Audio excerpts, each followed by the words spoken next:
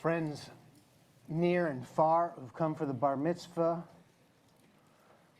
or you're just a regular on Shabbos, welcome to everybody. It's a little bit different kind of Shabbat. It's a little bit different kind of talk. I'm going to welcome a friend, fellow clergy member who's joining us, the Cantor Emerita from Temple Emmanuel. Raz Barak is here, also joining us in prayer. Welcome, Raz.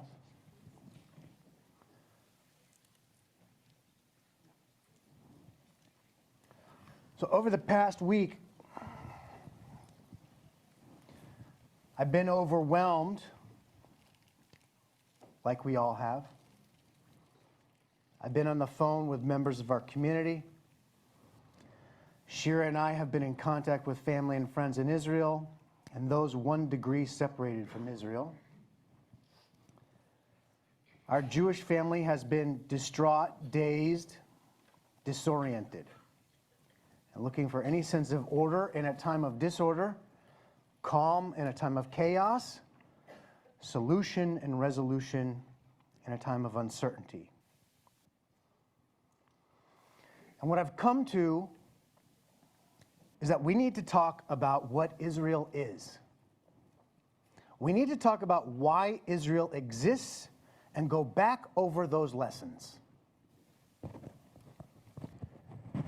Every year on Yom Kippur, the holiest day of the Jewish year, we end the service with what? We end it with the chant, L'Shana Haba'ah B'Yerushalayim, next year in Jerusalem. Even if you're in Jerusalem, you say next year in Jerusalem. Every Passover Seder ends with the words, B'Shana Haba'ah B'Yerushalayim. Every prayer service of our central prayer, the Amidah, the standing prayer, ends with V'techazena einenu b'shuvcha l'tzion b'rachamim. May our eyes behold a compassionate return to the land of Israel. We've said these prayers over and over every year and throughout the year, not for hundreds, but for thousands of years. And why do we say them? We say them because the Jews didn't go back to the land of Israel. So why didn't they go back? Why didn't they go back? Despite saying these prayers, they didn't go back because starting in the 3rd century of the Common Era, just 100 years after the temple was destroyed by the Romans, the rabbis made a decision. They looked deep into their future, and they realized there was not going to be an immediate worldwide return. But they needed a way to heal and hold together this dispersed people and not let delusionment and despair destroy the spirit of the people. So they turned the land of Israel from a place into a dream. When Jews said, L'Shana Haba'ah B'Yerushalayim, next year in Jerusalem, they didn't mean a territory. They didn't mean a place. They didn't mean a piece of real estate. They meant a dream, a world perfected. It's the idea that's when Maimonides wrote, Ani ma'amin be'emuna shlema beviat HaMashiach. We believe that we will return with the help of the Mashiach, the Messiah, that the Messiah would bring us to a time of peace and reconciliation. Therefore, over the centuries, Israel ceased to be a place, and it firmly became a dream. Think of it this way. I know Jews from Australia, and in Brazil, and in South Africa. Well, guess what?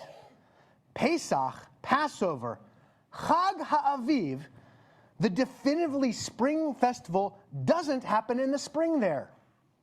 It happens in the fall. Sukkot, the fall harvest festival, doesn't happen in the fall in the southern hemisphere.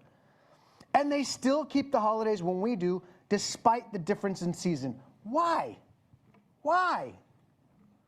Because as Jews, we learn to tell time by Israel time. We revolved around Israel in the calendar. And not only that, we learn Israel directionality. Because no matter where we are, we face toward Jerusalem from wherever we pray, unless there's a Torah in the room. East from here, west from there, north or south, depending on where you are, you face Israel. And so this dream of returning to the land of Israel was so palpable and so real for Jews that it's what kept Jews alive for about, well, 1,800 years. So then where did this idea of Zionism come from?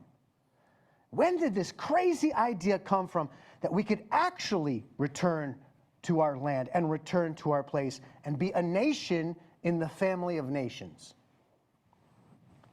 Well, you have to divide the Jewish world into two. In the middle of the 19th century, there were two Jewish communities to factor in. Those of you who are Mizrahi or Persian Jews, you get a buy on this because you always believed that we would go back. But I'm talking about Ashkenazi Jews. Eastern European Ashkenazim and Western European Ashkenazim. And each of them possessed a dream. Eastern Ashkenazim believed that one day God would interrupt history, send a Messiah, and redeem us from our exile, and that was the dream.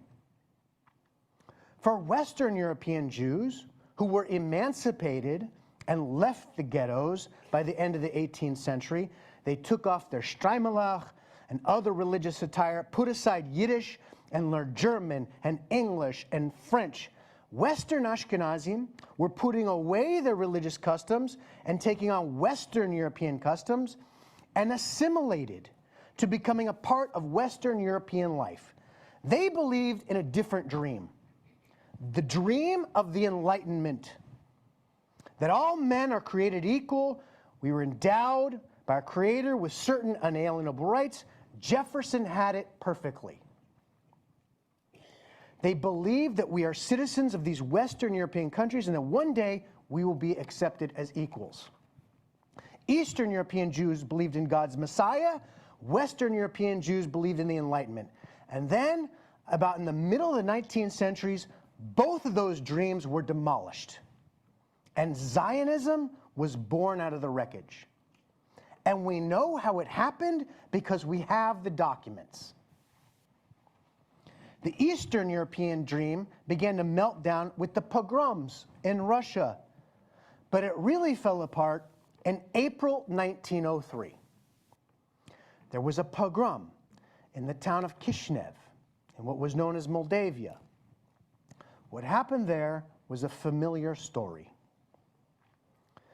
A Christian child disappeared around Easter time, and the Christian church, encouraged by the Tsarist authorities, blamed it on a blood libel of the Jews, the same medieval blood libel that had been repeated again and again through the Jewish Middle Ages, which was that the Jews killed the child and used his blood to make matzah.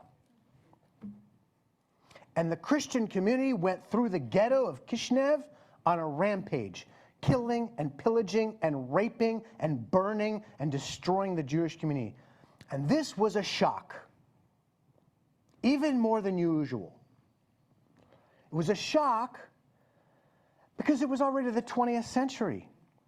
And everyone believed that by then we would put aside the superstitions of medieval life, blood libels and such, and take on a more cosmopolitan, a more universal, a more rational way of life. And it was also a particular shock because we had mass media by then. The telegraph connected the world, and the reports of this went everywhere, including the New York Times. And when the Kishinev pogrom happened, a young writer by the name of Chaim Nachman Bialik was sent to Kishinev to report on what happened. Chaim Nachman Bialik was a Lithuanian Jew who had earlier attended the Volozhin Yeshiva, okay? The Volozhin Yeshiva was like the Harvard of yeshivas. Now it's in Bnei Brak. He was a deeply religious and educated man, but he was beginning to feel the stirrings of Zionism in his kishkas, and he wrote a report about what he saw in Kishinev, and he writes a poem about it called Ir HaHariga, the city of slaughter. And it sounds just like the laments that we read on Tisha B'Av, the holidays of mourning, the solemnity, written by medieval communities that experience this kind of destruction. This is how he starts. Arise and go now to the city of slaughter. Into its courtyard wind your way. There with your own hand touch, and with the eyes of your own head, behold on tree, on stone, on fence, on mural clay, the splattered blood and dried brains of the dead. Descend then to the cellars of the town, there where the virginal daughters of your folk were fouled, where 7 heathen flung a woman down, the daughter in the presence of her mother, the mother in the presence of her daughter, before slaughter, during slaughter, after slaughter. Touch with your hand the cushion stain, touch the pillow turned crimson. This is the place, the wild ones of the wood, the beasts of the field, with bloody axes in their paws, compelled thy daughters yield. And he goes on for pages like this, describing the sickening torture and devastation of this Jewish community. And normally, what we see in medieval literature, in a poem like this, you'd hear something like, save us God, redeem us God, shelter us God, but not Bialik. Because this is where the medieval dream breaks. And Bialik says, no more, not anymore. Listen to this. Note also, do not fail to note, in that dark corner and behind that cask, crouched husbands, bridegrooms, brothers, peering from the cracks, watching the sacred bodies struggling underneath, the bestial breath stifled in filth and swallowing their blood. Watching from the darkness and its mesh the lecherous rabble portioning for booty, their kindred in their flesh. Crushed in their shame, they saw it all. They did not stir nor move. They did not pluck their eyes out. They beat not their brains against the wall. Perhaps each watcher had it in his heart to pray, a miracle, O Lord, and spare my skin this day. Do you see? He turns back into the basements of Kishinev in the horror, and he's saying, the men didn't fight back. They didn't fight back because Jews never fought back. Instead, they prayed. And he sees them hiding as their wives and sisters are befouled, thinking maybe they'll survive this. And he ends this way. They crawled forth from their holes. They fled to the house of the Lord. They offered thanks to him, the sweet benedictory word. The Kohanim sallied forth to the rabbi's house they flitted. Tell me, O Rabbi, tell me, is my wife permitted? The matter ends and nothing more, and all as it was before. See, according to Jewish law, a wife who's been raped is not permitted to a Kohen, a priest. And because Bialik was a guy who studied, he understands, and he's disgusted. Like, that's your question? What? Like, we've lost something here. We've lost an element of our humanity, the basic element of humanity that stirs us for men, for families to rise up and protect their own, protect their children, protect their mothers and fathers, to risk one's life to protect the ones we love. What we hear in Bialik is a rejection of the classical dream that the Messiah is going to come and do it for us. And we said we shouldn't wait. We shouldn't wait any longer, because if we wait any longer, we're going to be drained of all of our humanity. The tradition that came before needs to be rejected. The exile is no longer a test of our faith, but a pollution of our humanity. This traditional ideology isn't working. We have to do something radically different in Jewish history. We have to rise up and fight back. And it's not just necessary to protect us physically, but also spiritually. Because we're going to lose what it is not only be Jews, but what it is to be human beings. And that is the end of the Eastern European dream. And that's why when Zionism rose, so many Eastern European Jews rose with it and went to Israel and helped make Israel the country we needed it to be. The Western European dream died a few years earlier, in 1895. And it involves a young man, a Jewish guy, named Alfred Dreyfus, who was a lieutenant in the French army. And after the French lost a war to the Germans, they needed to blame somebody, and that somebody was Dreyfus. And everybody knew it was a false accusation. The evidence was cooked, and they brought him out in public. They stripped him of his sword and titles, and they exiled him. But there was a crowd there, a crowd of French citizens watching this, French patriots. And when they saw this, they started shouting. They didn't shout, "Death to the enemy." They didn't shout, "Death to the traitor." They shouted, "Death to the Jews." That's what they shouted, "Death to the Jews." And here it was, 1895, 100 years after the French Revolution, which promised liberté, égalité, fraternité. It was after the Jews were given equal citizenship in France, and yet the crowd was still so quick to turn on them.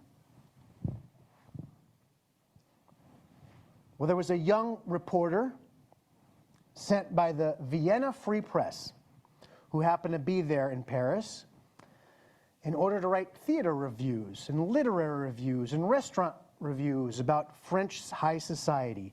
And his name was Theodor Herzl. And he was the most unlikely Jewish hero ever.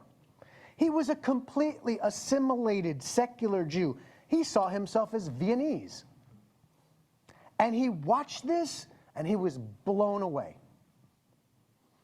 And the story is that in a 3-day fit of a manic episode, he wrote a 96-page pamphlet called The Jewish State. And what he said was very powerful. And he described the end of the Enlightenment dream. And if you open it up, the first thing he says about Jews is, quote, "We are a people. We are one people."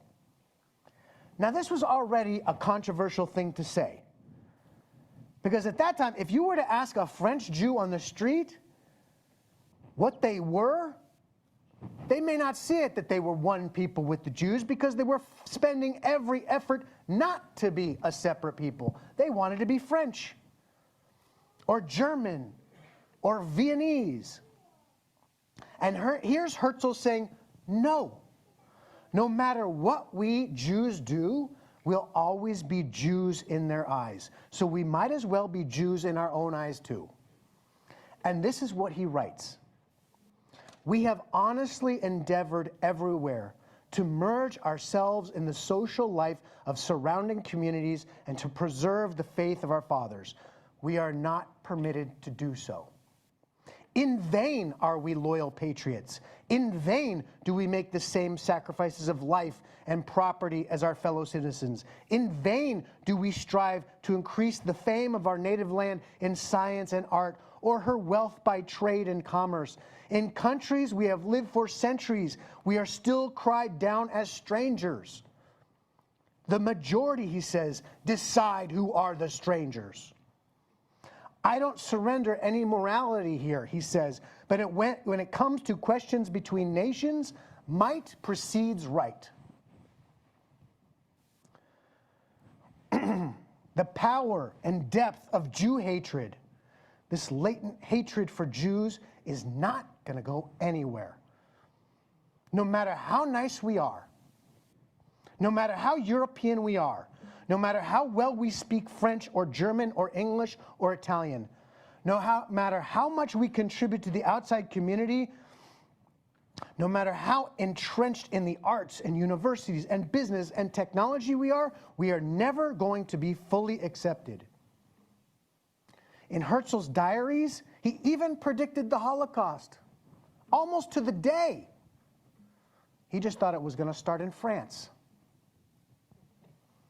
He saw that there was a deep antipathy toward Jews in Western Europe, no matter how much we thought we were secure. The dream of the Western European Jew failed. And what Herzl says is that we need a place. We need a degree of political power in order to defend our people from the latent antipathy toward our people. And so two dreams died in the 19th century. The medieval dream that imagined a Messiah would rescue us if we just lived pious lives and waited. And the modern Enlightenment dream that we could assimilate and we could be accepted if we were just like everybody else. And it's out of the wreckage of those dreams that births a new dream, which is the state of Israel, where we're safe to be Jews. And since 1948, after the Arab countries refused to accept the UN partition plan, and David Ben-Gurion declared the independence of the state of Israel, Jews have been accused of stealing the land, of oppressing Palestinians and Arabs, and apartheid. They call us imperialists and Nazis. Really? Yes, it is tragic what has happened to the Palestinians, and I am personally, like many others, for a two-state solution so Palestinians can self-determine. And yes, there are displaced Palestinian refugees. Yes, there is an occupation. Yes, there have been bad policies that need correcting. There have been bad actors, racist leaders who I wish didn't have a voice. And Israel was fighting about that before all this. But the Jewish people did not create the state of Israel in some sort of stain of original sin. The Palestinian tragedy should not be used, as it so commonly is, it should not be used to delegitimize the state of Israel itself. Their awful situation, with which I empathize, was simply not the intent of the founding of Israel, but a consequence of it. That is a historical truth that I'm not sacrificing. Nor is what I know of my people, of my tradition, and of the Israel I know. My people seek peace. And even though I raised this last bit as a nod to the rhetoric of contextualizing this moment, which we hear in the news, on social media, college campuses, I am stopping contextualizing here because there is no contextualizing what we saw last Shabbat. There is no whataboutism. There are no moral equivalences. All of that is irrelevant at this moment because there's no context for embodied and irredeemable evil. Sure, people can do evil things. They can slip into an evil mode motivated by a particular difficult circumstance. But this was more than that. This was a total and frankly inexplicable, like to the point where we're not wired to comprehend it, demonstration of evil for which no context excuses. Full stop. And if people are excusing what we saw as some sort of legitimate effort toward Palestinian liberation or blaming the Israeli government for it, then they've lost their sense of humanity and they've lost their moral credibility. Our people has known what an existential threat is before. Not just a physical existential threat, but a spiritual existential threat, like that in Kishinev. That was this evil. That's what we saw this past week on Shabbat, Simchat Torah, October 7th, 2023. And that's why this moment is different. It was physical and a spiritual violation. That's why we feel so gutted. That's why we must stand together to fight it. Our context for what's happening isn't 56 years, it's not 75 years, it's 2,000 years. So what is Israel? Israel was, is, and will always be our tikvah, our hope. It remains a dream in its need to be further perfected, further sanctified. But it is also now a place, a real place, with a real people. And this week we grieve and mourn.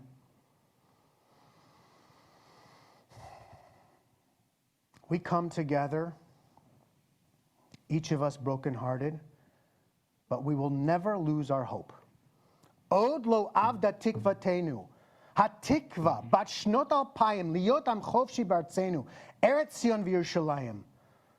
Our hope is not yet lost.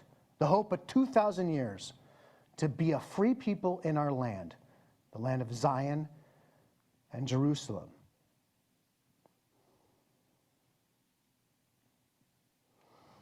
I just professed it,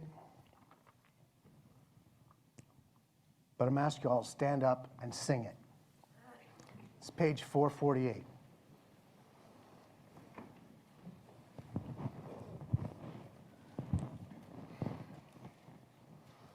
Kolot baleva henima nefesh yehudi homia ufate nizra kadima ayen lexion sophia.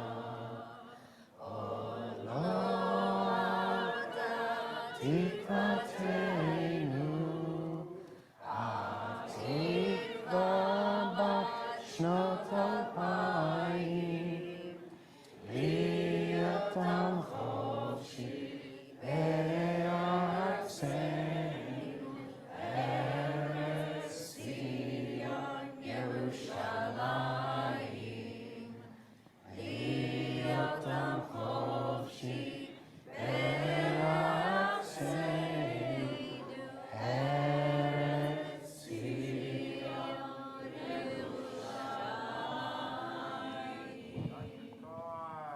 may be seated.